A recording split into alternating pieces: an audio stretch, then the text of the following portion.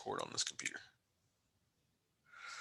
Good morning, and thank you for joining in with us. However you may be joining and wherever you are, we're thankful that you're here and that you're in with us. Welcome to the Mike and Mike podcast as we continue talking about Christians at work and how we can learn from the lessons that the scriptures give to us. Is joining me always is my esteemed colleague, Michael Ray. Michael, how's everything in Somerset today?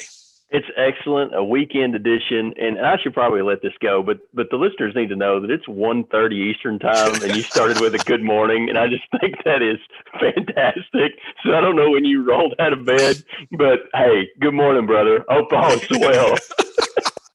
I know at least one of our listeners loves that I say good morning no matter what time of day it is. So I do that just for him. Anyway, as we we shifted gears a couple weeks ago and started talking about looking at lessons we can learn from people in business or business owners throughout the scriptures. So we spent the last couple of weeks looking at Joseph, first in his life in Potiphar's house and then his life in Pharaoh's house, and lessons we can learn to be better in business from them.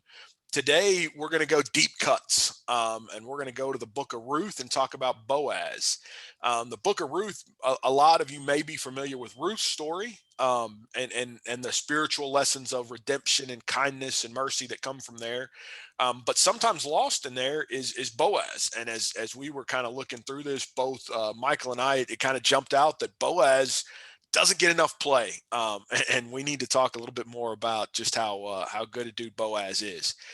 So, Michael, for those that may not be as familiar with the story, or maybe it's just been a while since they've heard it, tell us a little bit about Ruth and how we get to meet Mr. Boaz.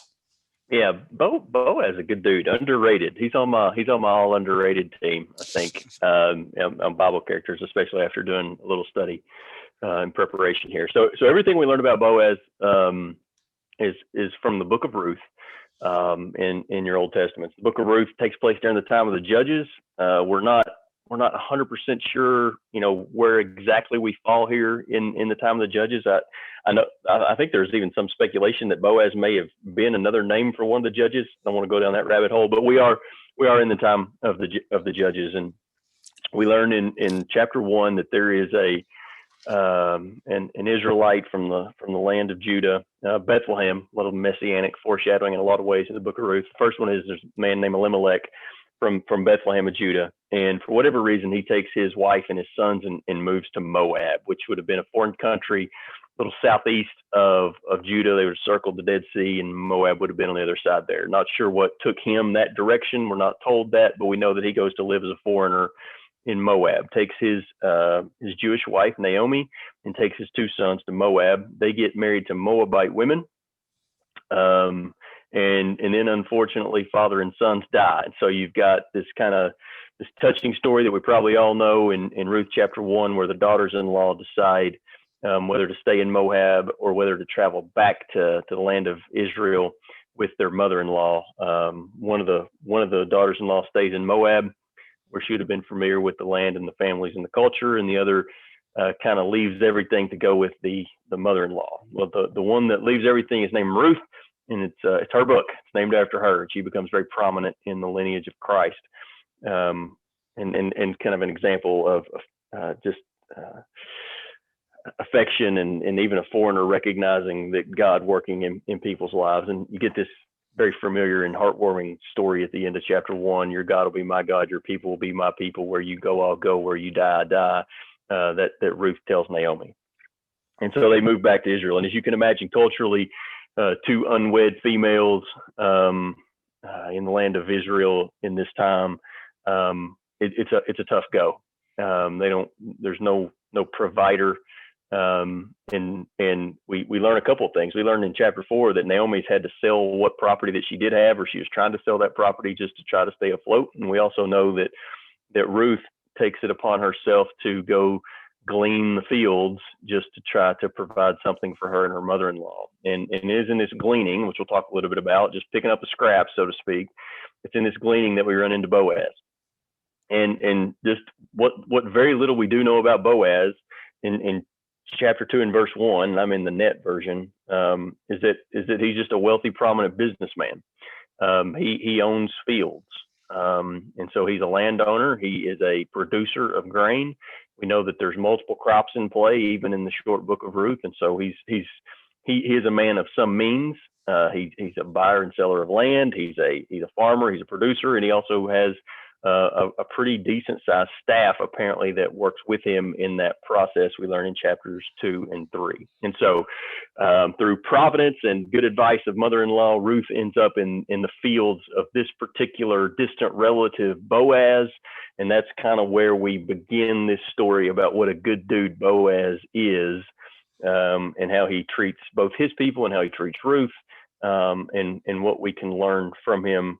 Again, most important lessons here are spiritual, but I think it's interesting. He's a businessman and a successful one, and we learn some things about how he goes about his business from the way that he treats Ruth and others in chapters 2 and 3.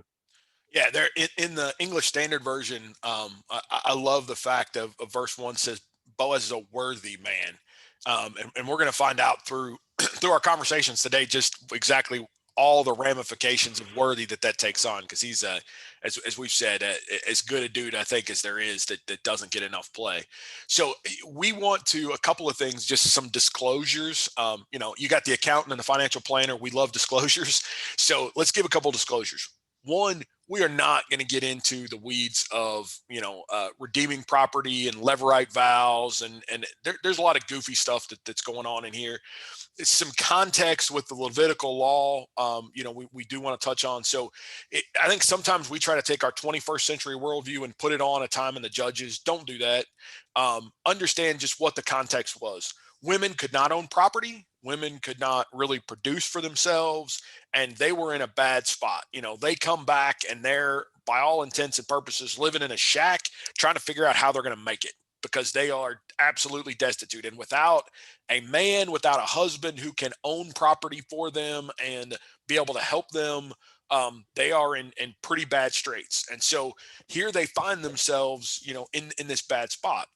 Yeah, and Mike, I would add that the only really social safety net of the day was what we're going to talk about, was God in his law demanded that there be some left for some gleaning. I mean, that's the safety net. That's the whatever governmental or social agency that you want to plug in that would exist in 2021. Back then, we could glean, and that was our opportunity. So that kind of begins our story. So you've said glean a couple of times. Give us the quick and dirty on what the laws say about gleaning and what really is gleaning, because I don't know that many of our listeners understand what a glean is. Yeah, it's not a 21st century word, is it? In this version that I'm looking at, it actually doesn't use the word, but in chapter 2 and verse 2, Ruth says, Naomi, let me go to the field so I can gather grain behind who permits me to do so. And that's probably a 30,000 foot view of it. It's just gathering some grain that's left behind. And these you think about in terms of the day, these were large, almost industrial scale harvesting enterprises, and there were men out there that were harvesting the grain and using whatever tools were available today and putting it in sacks, and obviously they're trying for as efficiently as they could do it with the tools that they had. Inevitably in that process, some would be missed. Either it was left on the stalk, so to speak, or it was dropped on the ground, or it was walked on, or they didn't get to the corners of the fields. Some was left, and God in his law, in the Old Testament law, his providence, said that those bits of grain that was either missed or dropped by the harvesters was no longer theirs. That was the property. God set that aside for the sojourner and for the impoverished. And I think there's probably some lessons just in that God set up. Hey, in these harvesting, in this farming business, there is an allowance for the poor and the sojourner. I think there's probably a principle there that I don't want to breeze by.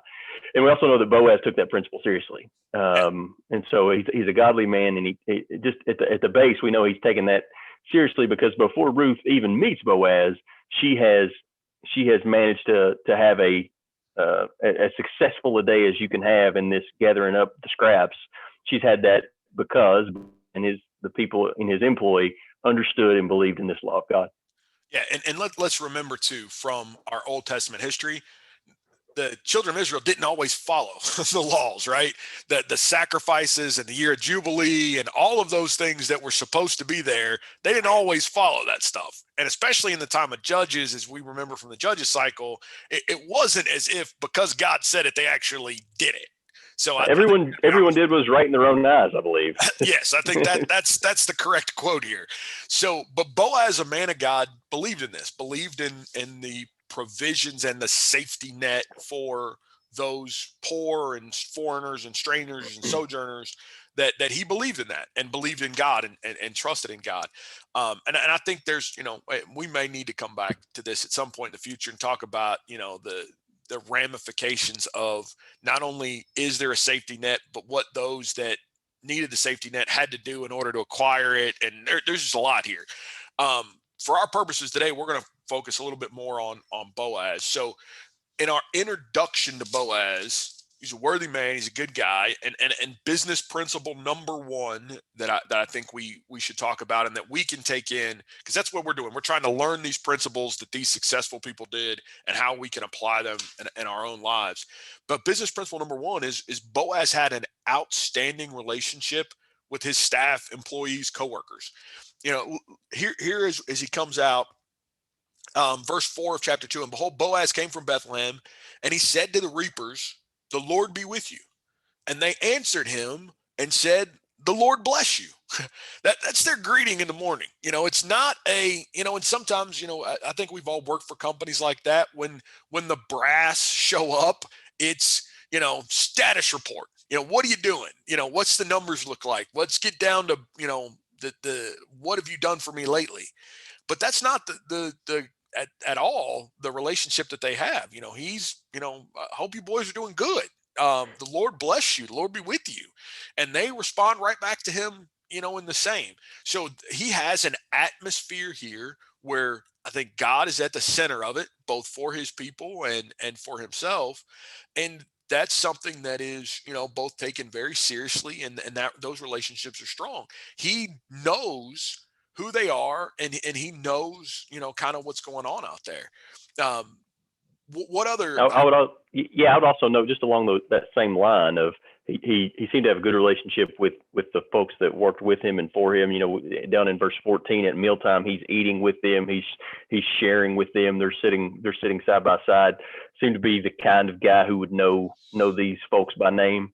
It wouldn't be the guy that normally, this is not the guy that runs my threshing operation, but it's Micah or whatever. Right. He would have known them by name and seemed to have some relationship with them. And also, the fact that in a secular environment, right? We're in business. As he walks out to the field, this is not a time of worship. He walks out of the field, but his greeting is, may the Lord be with you. And the greeting back to him is may the Lord bless you. That speaks to the kind of environment, the culture, if you will, that he kind of had in his operation.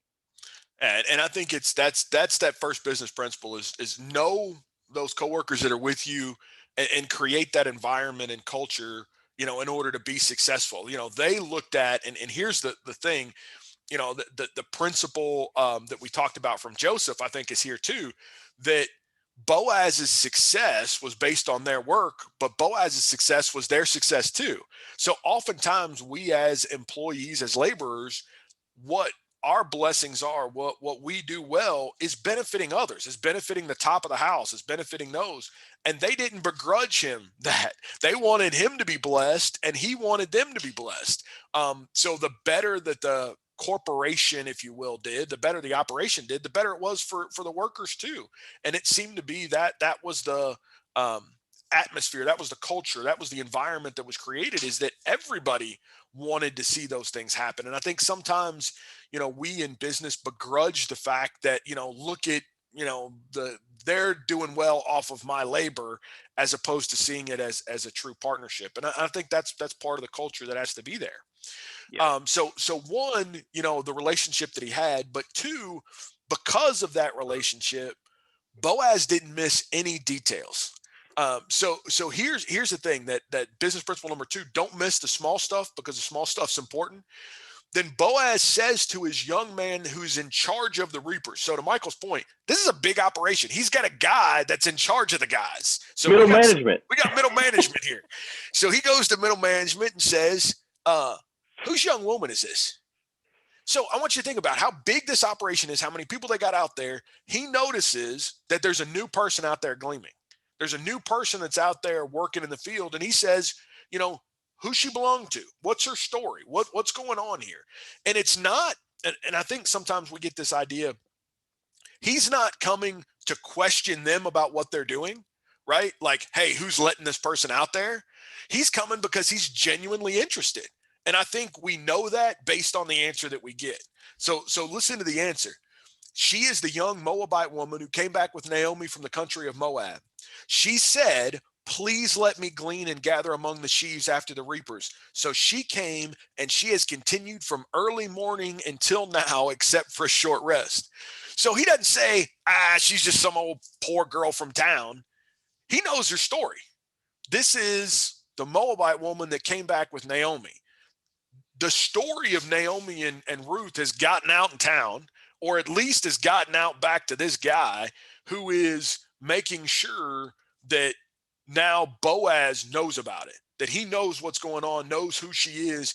And most importantly, I think is very interesting here, knows about how hard she's been going all day. I'm going to go back and read that again in case you missed it. She came and continued from early morning until now, except for a short rest. She's been out there getting it, is the current vernacular we would use. She got here early, and she's been out there getting it. She took a short break, got her some water, and she went right back to work. And I think it's very interesting that this chief middle management, whatever they called him here, the servant in charge of the harvesters, that I think Boaz has had. It wouldn't be unfair to guess that Boaz has had some impact on him, mm-hmm. that his had some influence, because as you said, this chief of the harvesters didn't see Ruth primarily as some poor girl that's trying to get by, on our work. We're doing the hard work of pulling this, and we happen to drop something, and she picks it up. She's just a scavenger. And remember, she's a foreigner. Right. She's just some poor foreign scavenger trying to live off of our hard work. Boaz, this is your field, and we're working hard, and then these people just come in and scavenge your stuff. Rather, it was almost as if she was an opportunity for grace. Yes. That she was an opportunity to do something good for her. That vision of being benevolent kind of permeated his operation. Now maybe we're making a lot out of a little, but I do think it's interesting that the response was not, Boaz, these gleaners are out here just, picking you dry. Yeah, exactly. Just stealing stuff that's yours. But rather she had a story. She had a background, and she was a real person. And we lose that sometimes, especially when we're talking about some people that might be less privileged. That she was a real person, had a real story, and she was an opportunity for grace. I just think that is incredibly interesting. That was the story that Boaz gets back from this lead harvester, who must have been a good dude, also, by the way. Right. Yeah. But by all accounts, my lighting's just jacked up. So by all if it matters, you're cuter in the dark. I listen. It's not the first time I've been told that. So I think it matters that he's looking into that, but I also think that the next phrase or the next verse here that we get to is, Boaz now wants to go meet her, right? So this isn't a big, and I think sometimes within corporations, there's this huge gap between the C-suite and the workers. He could have very easily sent this middle manager out there to her with instructions, right? He could have very easily said, hey, Micah, Joe Bob, whatever your name is, why don't you go tell her X, Y, and Z? You need to explain these things to her. But no, it's Boaz comes to talk to her and says, now listen, my daughter, don't go glean in another field or leave this one, but keep close to my young men. Let your eyes be on the field that they are reaping and go after them. Have I not charged the young men not to touch you? So he's already given instructions that, hey, I don't care if she's a foreigner, don't care anything about this. She is to be treated with respect. She's to be honored. She's not to be abused or assaulted. And, as we fast forward a little bit later, that's the same advice that Naomi gives her is, look, don't go in some of these other fields because there's unscrupulous workers out there that may assault you. So the fact that he's looking out for her, the fact that he's taking care of her says, again, a lot about where he's at. So in that second business principle of not missing any details, I think the third one shortly behind that is showing this kindness and compassion to all workers. She doesn't work for him, right? She's not his worker. She's a gleaner. But his kindness and compassion extends to all that he perceives as under his care. She now, if you're gleaning in my field, I'm going to take some responsibility for you and make sure you're taken care of. This is maybe a little off the path here, but I can't fathom how dangerous it would be for a good-looking foreign woman, young, an attractive young woman alone, off in a random field with day laborers. I mean, can you imagine what could have happened in the wrong circumstance if she ends up in the wrong field? So the providence is certainly there, but the providence only works because God directed her toward a field of this guy, and I think that's the providence only works if God's got people to work it through, right? And so that in this case, God had Boaz to work this through, and Ruth is obviously fortunate that that's the case. Yeah, and I think that providence is just ordinary people doing godly things. Is ultimately how it ends up working. And the fact that Boaz, again, of all these people, he says this, Naomi doubles down on it. So what that tells me is these things have happened, right? That young women have been assaulted in these fields, and it's a real threat because he's saying, hey, my guys don't act like this. And they've been instructed that there's harsh consequences if you act like this. But Naomi's also saying, hey, you got to stay here because there's stories of young women being assaulted in these fields by these day laborers. So it's a real threat that has happened that, the goodness is trying to stamp that kind of stuff out. And so, even to talk a little bit about the compassion of Boaz, it didn't just stop there. It wasn't he wasn't just trying to meet the legal standard. Yes. Is what I would say is, we know that God's legal standard was to not harvest the corners and to not pick up what you drop, so to speak, to leave those for the poor and the sojourner. Boaz goes far beyond that kind of legal minimum. He's not safe auto. He's not just trying to do the minimum coverage, but he goes above and beyond that minimum requirement. He says to Ruth, first of all, invites her to lunch, which is absolutely not necessary, has her sit with his harvesters, takes special care to bring her some of the roasted grain, and it seems to be the case that he brings her much more than she actually needs because she takes some home to feed her mother-in-law. He takes the care to do that, and then, as we may have already noted, he goes to his workers and says, hey, this is a good story. This is a special case. Get clumsy. let's drop a little. Let's drop a little, and it just how. And I think at this point in the story, Boaz has. I don't want to get in too deep in the weeds on chapter 3, but it doesn't seem that Boaz has any romantic intentions toward Ruth in chapter 2. I think there's a lot of evidence that he would have been much older, and he is genuinely surprised in chapter 3 when Ruth does what she does and kind of asks him to take her as a wife, and he says, hey man, there's younger dudes out there for you pretty young girl, and seems genuinely taken aback by that. So I think we misread chapter 2 if we say that, well, Boaz is trying to make a move on Ruth. I don't think that's the case. I think it's genuine compassion, generosity, and benevolence. Yeah, and I think it's, if you go back to the conversation, now listen, my daughter, right? He's not saying, listen, pretty young thing. It's, I think it's truly he's looking at it that she's much younger. Here's a young, beautiful girl. I just want to help protect her. I think that, chapter 2, in my eyes, in my view, and, if you all disagree, please let us know in the comments. But, my view is he's just looking at protective. He's got a nature of protection, of care, of concern, of compassion. And for lack of better terms, he's just putting his wings around her too. And to me, that tells me, if he thinks this much about the foreign girl in the field, what's that tell you about how he feels about his workers? You think he's Yep. not overly protective of them boys too, that are out Yep. there and making sure they're taken care of and they're fed and they've got what they need? That tells you a lot about his mindset.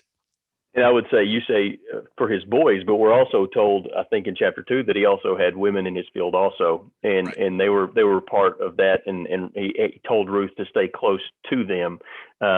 Anyway, there's so many little glimpses we get about the kind of person that Boaz was, and the kind of organization that he ran. Just again, all providence, but is there any wonder that God puts this story in the lineage of Christ for us to learn from it?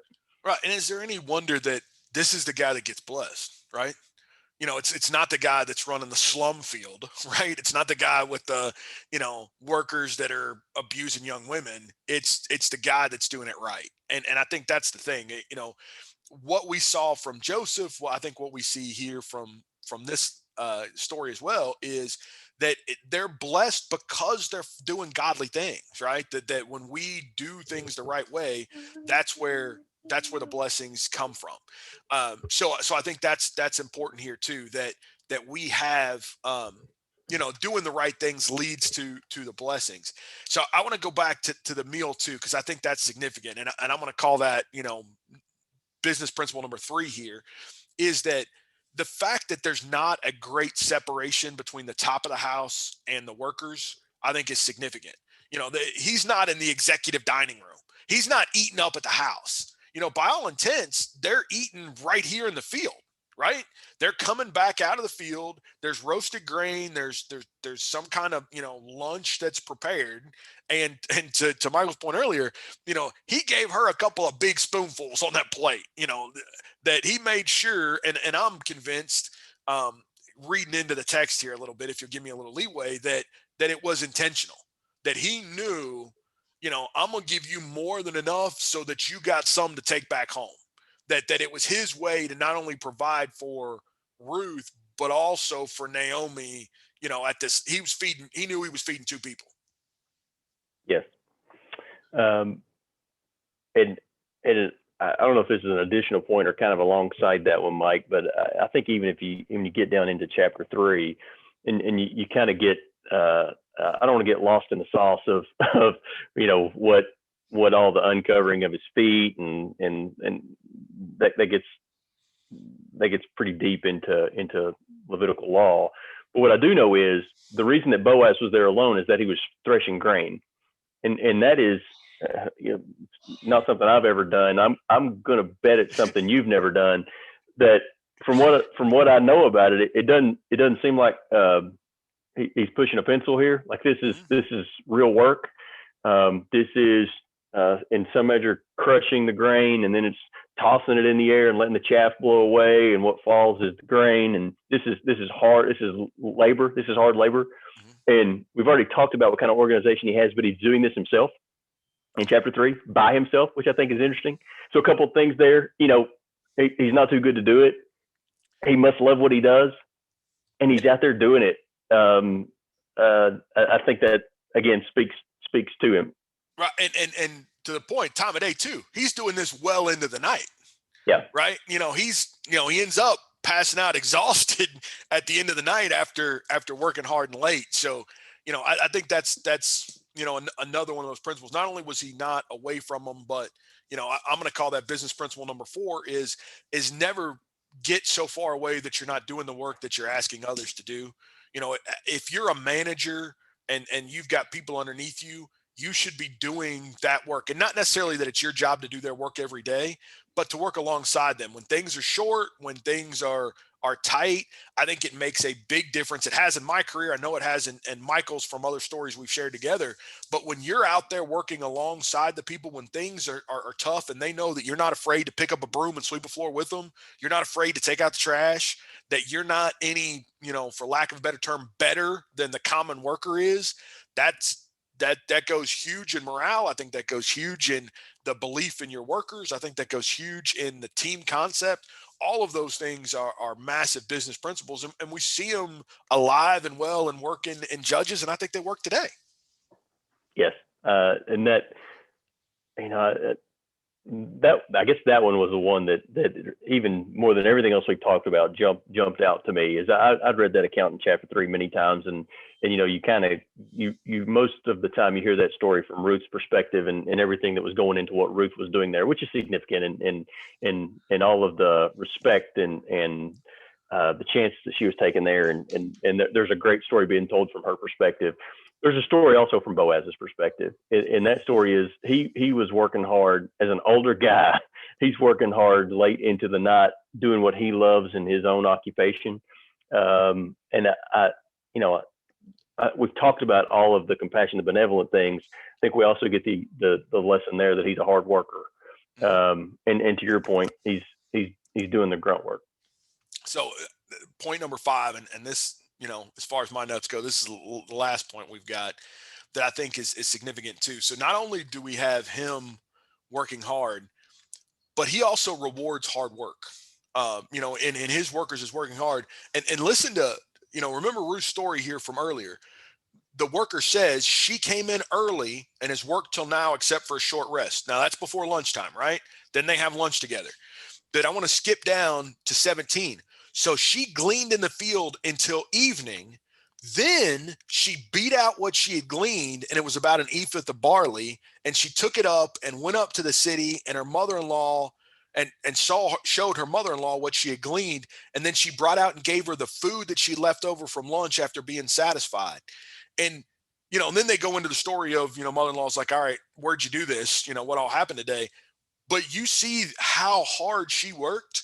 She's early in the morning to late at night. And not only did she gather it all in, not only did she go hunt it and kill it, she drug it back and processed it. Like she did everything here, soup to nuts, because she had to, because there was nobody else to do that.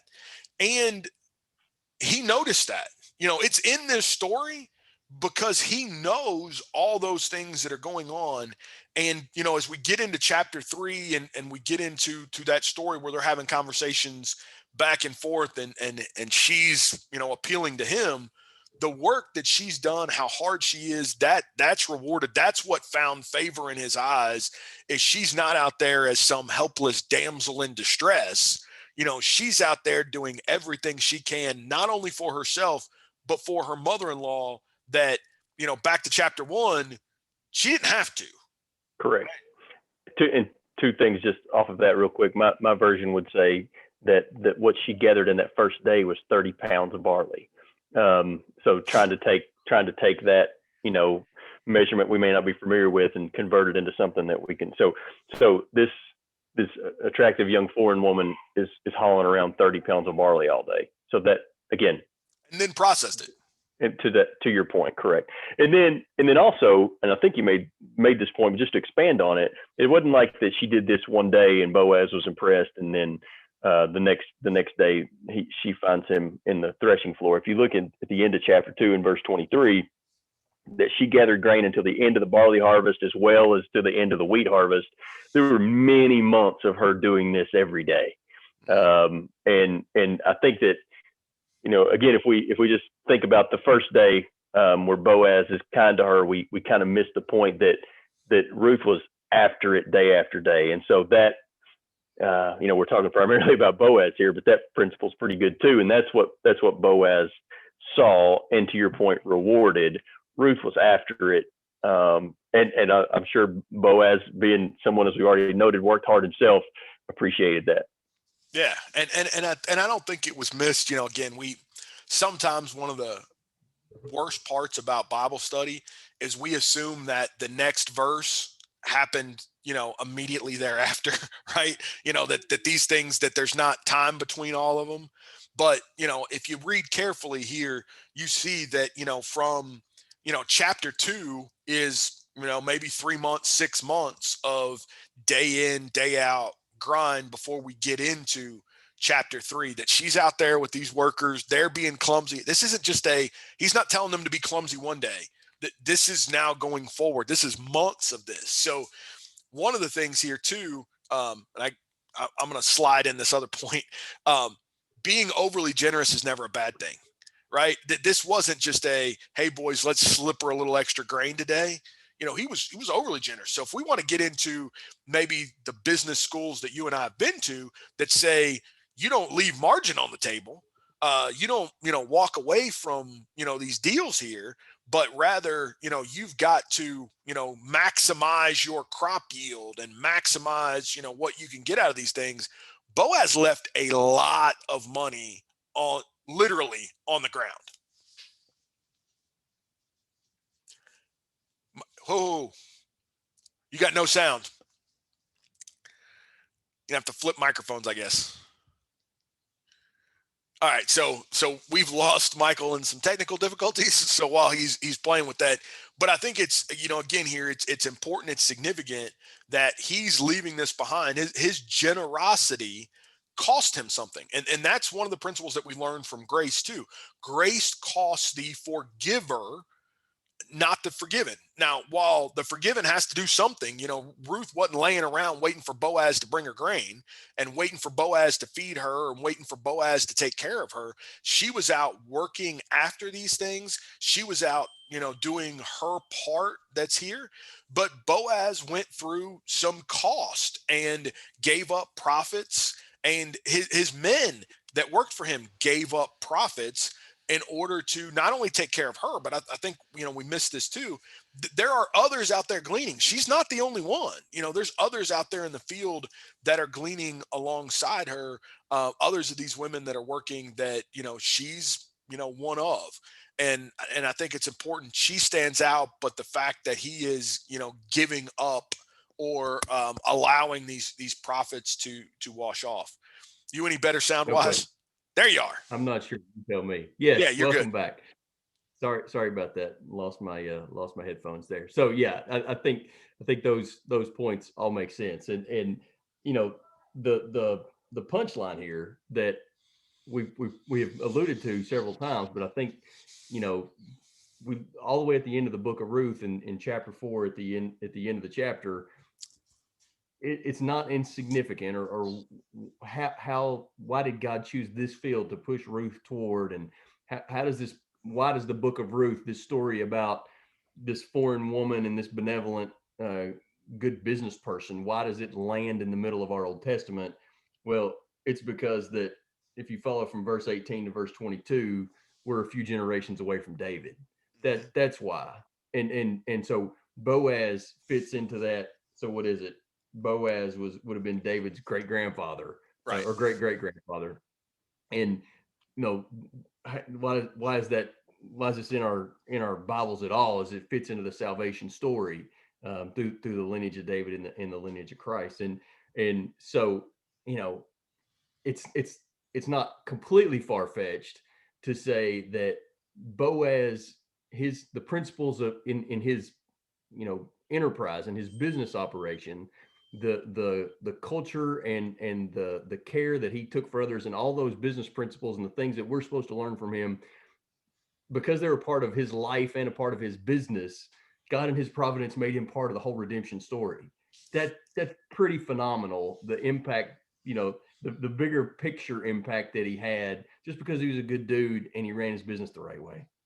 Right. And I think it's significant that we've got the book of Ruth and not a line item in genealogy, right? This is significant enough. All the things, the foreshadowing, the spiritual, the messianic stuff that's in here, all of that is so important that we've got a book instead of a line item in genealogy. And it's to the point that, Boaz is a, to use this point, and I think many of you that are listening understand what I'm saying with this, but is a type of Christ. He is a redeemer. He is compassionate. He is, he is the embodiment of what we're supposed to be, and a lesson that we learn of not only Ruth, but I think we know Ruth's story, and we can be Ruth's, but I think we need to be Boaz's too. And we need to look at and learn from there to be, to be good like that in our business enterprise practices, because we don't know when we're employing the next Ruth. And his business supported the work that he was doing for God. That, I mean, it does not appear that his business interfered with, or that it got in the way of his service to God, but that because he had what he had, it allowed him to be a service. That his enterprise, his business supported his service to God. Anyway, that's where he ended up. That's why he fits in our study. So I'm gonna echo and scream that. If you all don't learn anything else from any of the rest of our banner, like, that is our guiding principle, that we go to work in order to be able to do things for God, not the other way around. That our business enterprises, our work, whether you're an employee or an employer or a manager or whatever, but that's all to facilitate the good that we do in the kingdom.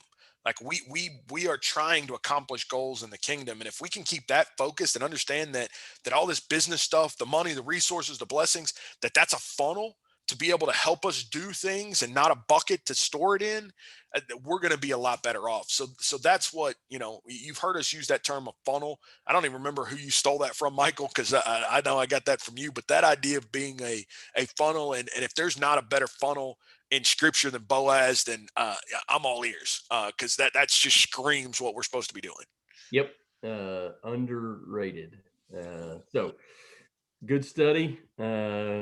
I'm not sure where we go next. Who's the next business person? I know we've tossed around some other ideas, but I'm sure we'll be anxious to get to that study.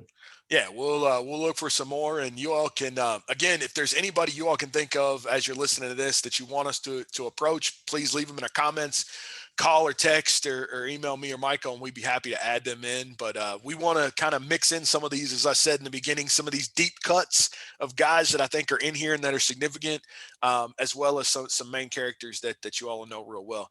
Thank you for your time with us. Thanks for joining in. And as you've seen in the pictures, Michael has several people and dogs pulling at him. So we'll cut it loose for this morning. But thank you all for being with us, and thank you all for tuning in. God bless, man.